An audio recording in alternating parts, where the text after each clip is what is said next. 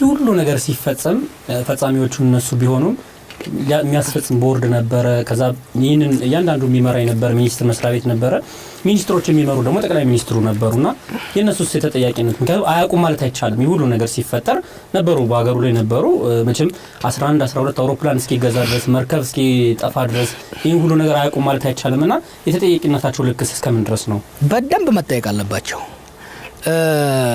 ወንጀል ውስጥ ሚኒስትሮቹ ሆኑ ጠቅላይ ሚኒስትሩ ወይ አበረታች ነበሩ ወይ ፈሪና ሰነፍ ነበሩ ፈሪና ሰነፍን በመሆን አበራታዋል አንድ ስልጣን ላይ ካረከኝ ከኔ ስር ያሉ ሰዎች ለሚያጠፉት ጥፋት ተጠያቂ ነኝ እኔ ለምሳሌ ኦኤምኤን ዳይሬክተር ነኝ ጋዜጠኞች በየቀኑ የሚዘግቡትን ላላቅ እችላለሁ ግን እነሱ ላጠፉት ጥፋት አንድ የኦኤምኤን ጋዜጠኛ ላጠፋው ጥፋት አልቲሜትሊ ተጠያቂው እኔ ነኝ የዚህ ድርጅት ኃላፊ እኔ ነኝ አልሰማሁ ነበር አላወኩም ነበር ፈራቸው ነበር ስልጣን አልነበረኝም የሚል ከሆነ የዛን ጊዜ ሲሰረቅ ማስቆም ካቃተው ስልጣን መልቀቅ መቻል ነበረበት ስለዚህ ጠቅላይ ሚኒስትሩም ሆነ ሚኒስትሮቹ በቦርድ ሰብሳቢነት በሚኒስትርነት በተለያየ ደረጃ ከነዚህ ሌቦች በላይ ስልጣን የነበራቸው ሰዎች መጠየቅ መቻል አለባቸው ስለዚህ ጠቅላይ ሚኒስትሩን ሳትጠይቅ ክንፈዳኛውን ብቻውን መጠየቅ አትችልም እና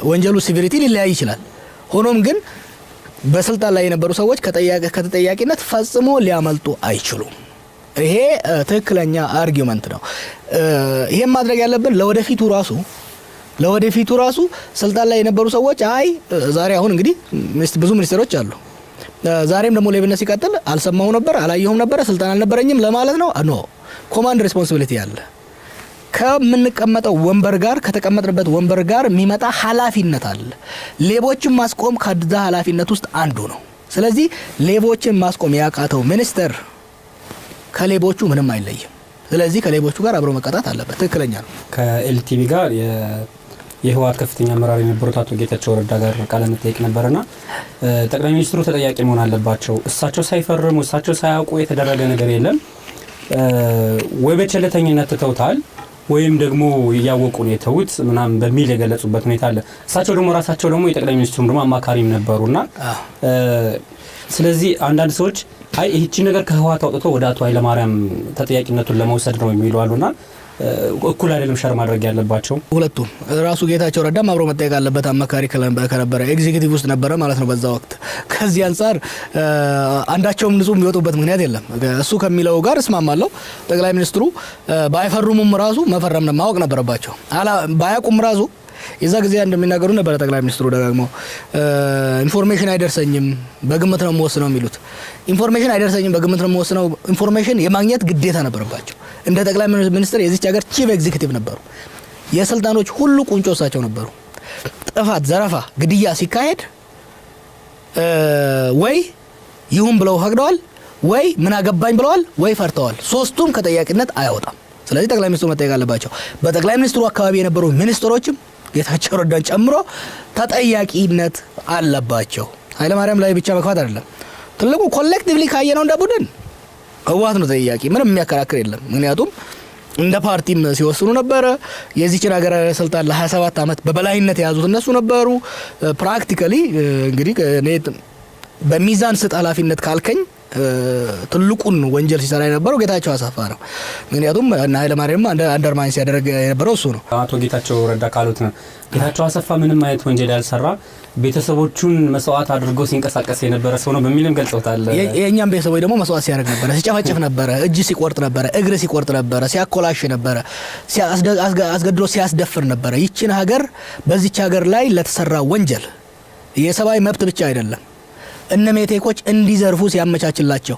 ሜቴኮችን ሊያጋልጡ የሞከሩ ሰዎች ሲያስርና ሲያፍን የነበረው ጌታቸው አሰፋ ነው ጌታቸው አሰፋ ለ17 አመት ይችን ሀገር አመድ አድርጎ ሲበላይ ነበር ለቤተሰቦቹ ጥሩ ሰው ነበር ሂትለርም ለቤተሰቦቹ ጥሩ ሰው ነበር ከዚህ አንፃር ለቤተሰቦቹ ጥሩ ነበር የሚለው አያስኬድም ለኛ ቤተሰብ ግን ለሌላው ለኢትዮጵያዊ 100 ሚሊዮን ህዝብ ናይትሜር ነበር ጭራቅ ነበር ስለዚህ እሱን ለማሰማመር የሚደረግ አካሄድ በነገራችን ላይ ስለጌታቸው ከተነሳ ህዋት ታሪካዊ ስህተት እየፈጸመ ነው ያለው ህዋትን የቀበራት ከህዝብ ጋር የነጠላት እሱ ነው እሱ ለፍርድ መቅረብ ግዴታ ነው እሱን ለማሰማመር የሚደረግ ማንኛውም ሙገሳ አይሰራም ምንም እንኳን የፈራጋጡ እሱ መግባቱ የማይቀር ነው እዚህ ሀገር ውስጥ። ምክንያቱም አንደኛ ወንጀሎችን በከፍተኛ ደረጃ ሲሰራ የነበረው እሱ ስለሆነ፣ ሁለተኛ ደግሞ አሁንም ሀገሪቷ ውስጥ ለሚደረገው ብጥብጥ በቀዳሚነት እየተሳተፈ ያለ እሱ ስለሆነ እነ ጌታቸው ረዳም ሆነ ማንኛውም ሰው ጠበቃ ቆሞለት፣ ጌታቸው ረዳ ሎየር ነው፣ ጠበቃ ነው። ጌታቸው አሰፋ ሲታሰር በጥብቅና ቆሞ ሊከራከርለት ይችላል። በሚዲያ የሚደረገው ወከባ ግን አይዋጣም። ለውጡ ከቤተ መንግስት አልወጣም። ቤተ መንግስት አካባቢ ነው። አሁንም መፈናቀሎች አሉ። በየቀኑ ሰላማዊ ሰልፍ በየቦታው ይወጣል። ዩኒቨርሲቲዎች ላይም ደግሞ አሁን ደግሞ የተጀማመሩ ነገሮች አሉና ቀጣይ በምን አይነት አግባብ ነው መከል ያለበት? ታች ያለው ማህበረሰብ ነው ጥያቄ ሲያቀርብ ነበር። ያ ማህበረሰብ አሁንም ደግሞ ለውጡ ማይደርሰው ከሆነ ተመልሶ ችግር ሊፈጠር ነው። ስርዓቱ ከታች በስብሷል። ስርዓቱ በአጠቃላይ የበሰበሰ ነበር መጀመሪያ። ስለዚህ በተሰራው ስራ ውስጥ አትሊስት ጭንቅላቱን ማዳን አስፈላጊ ስለነበረ ከጭንቅላቱ ውስጥ የበሰበሱትን ሰዎች በመግፋት ለውጥ ፈላጊና ጠንካራ ወደፊት እንዲወጣ ተደርጓል። ያ በጭንቅላት ደረጃ የተደረገው የመልሶ የመገንባትና የማጠናከር ስራ ወደ ታች አልወረደም። ምክንያቱም ከላይ የነበረው አመራር ግፋቢል 50 ሰው ቢሆን ነው። ከሱ ውስጥ እንደምንም ብለህ አንድ 5-10 ሰው ታገኛለህ፣ የተረፈው ልታስወግድ ትችላለህ። ከታች ግን ቢያንስ ኢህአዴግ ወደ 8 ሚሊዮን አባላት ቢሮክራሲ ውስጥ አለ። ይሄን አብዛኛውን በነገራችን ላይ ህወሓቶች ሌባውን፣ ውሸታሙን፣ ቀጣፊውን ህዝብ የሚጠላውና በህዝብ የሚጠላውን እየፈለጉ ነው የከተቱት። ኦህዴድ ውስጥና በአዴን ውስጥ ከታች ያለው አውሬ ነው። ጸረ ህዝብ የነበረ በህዝብ ውስጥ ወይ እውቀት የሌለው ወይ ብቃት የሌለው ወይ ተአማኒነት የሌለው ነው። ይሄንን 8 ሚሊዮን አራክፎ ለመለወጥ ቀላል ስራ አይደለም። ያለው ኮምፕሌንት ይሄን በተደጋጋሚ ማረሳው ነኝ። ከታች ያለው መዋቅር ፈርሷል፣ ተዳክሟል። ምክንያቱም ትላንት እነዚህ ሰዎች የተመለመሉትም ህዝብን ለማፈን ባላቸው ብቃት ለስርዓቱ ባላቸው ታማኝነት እንጂ ህዝብን ለማገልገል ባላቸው እውቀት ብቃት አይደለም። አሁን እንደ ዱሮው በጉልበት ሰው መግዛት አይችሉም። በአገራዊ ስርዓት ፈርሷል። የጠመንጃ አገዛዝ አልቋል፣ አብክትሞለታል። በብቃት ደግሞ እንዳደርጉት ብቃቱ የላቸውም። 27 ዓመት ላጠፉት ጥፋት ደግሞ ተአማኒነት የላቸውም። ስለዚህ እነዚህ ሰዎች መተካትና መለወጥ አስፈላጊ ነው። ከላይ የተጀመረው ለውጥ ታች እንዲወርድ መስራት አለባቸው። ሆኖም ግን ቀላል ስራ አይደለም። ከላይ የተደረገው ለውጥ ለመቀልበስ የሚደረግ ከፍተኛ ስላለ ከሱ ጋር ትንቅንቅ ላይ ያሉት፣ ከታች ደግሞ እነዚህ ሰዎች እንዳይለውጡ ደግሞ ወደ ኋላ መቅረትም በተወሰነ ደረጃ ደግሞ የፍራቻም አይነት አካሄድ ያለ ይመስለኛል። ያም ሆነ ግን እቺን ሀገር ለአትሊስት ለዚህ የሚቀጥሉት 1 ዓመት ተኩል እስከ ምርጫው ድረስ እንገፋለን ብለው ከሄዱ ከታች ያለው መዋቅር ካልለወጡትና አዲስ ኃይል በህዝብ ታማኝነት ያለውን ኃይል ወደ መስተዳደር፣ ወደ ከተሞች ከንቲባነት፣ ወደ ወረዳዎች፣ ወደ ቀበሌዎች ካላስገቧቸው እነዚህ በውስጥ ያሉት ካድሬዎች ብቃትም ስለሌላቸው በህዝብ ታማኝነት ስለሌላቸው ነገ ደግሞ እንደሚራገፉ ስለሚያውቁ ይሄንን ለውጥ እየጠለፉት እንጂ ወደፊት እያጣደፉት መሄድ አይችሉም እና በደንብ መታሰብ ያለበትና መፍትሄ የሚፈልግ ጉዳይ ነው። አሁን ታች ያለው አመራር ካልተለወጠ ችግሮች ዋናው ችግር ያለ ታች ከሆነ ከ2 ዓመት በኋላ ምርጫ ማካሄዱ ለኢህአዴግ ብቻ ጠቀሜታ አይኖረው። ምክንያቱም ብዙ ጊዜ ኢህአዴግ ሊተማመንበት ገበሬው ነው የነበረ። እንደፈለጉ መጨቆንም ማሳሳትም ስለሚቻል ማለት ነው። በዱካው የሚፈርምን ሰው ውስጥ ኮሮጆውን እንዲሞላ ራሱ እጁን ተይዞ እንዲመርጥ ይደረጋል ወይ ኮሮጆ ይሰረቃልና ይሄ ባለበት ምርጫው በተያዘለት ጊዜ መካሄዱ ትክክል ነው ተብሎ ይታሰባል። ምርጫ በተያዘበት ጊዜ መካሄዱ አለመካሄዱ ሰፋ ያለ ውይይት የሚጠይቅና አድቫንቴጅ ዲስአድቫንቴጁ ማየት ያለብን ነው። ሆኖም ግን ኢህአዴግ እነዚህ ሌቦች ይዤ ምርጫ ሰርቃለሁ ብሎ ካሰበ ተሳስቷል። በኦሮሚያ ውስጥ አንድ ነገር አስረግጬ ልንገርህ፣ አንዲት ኮሮጆ መስረቅ አይቻልም። አንዲት ኮሮጆ። ምክንያቱም ህዝቡ በጣም ኮንሸስ ሆኗል። ይሄ ኢህአዴግን አርበርብዶ የለወጠው ወጣት ምርጫ ታዛቢ ነው የሚሆነው በአብዛኛው። ስለዚህ ለእያንዳንዷ ኮሮጆ ዘብ ነው የሚቆምላት። ስለዚህ መስረቅ አይቻልም።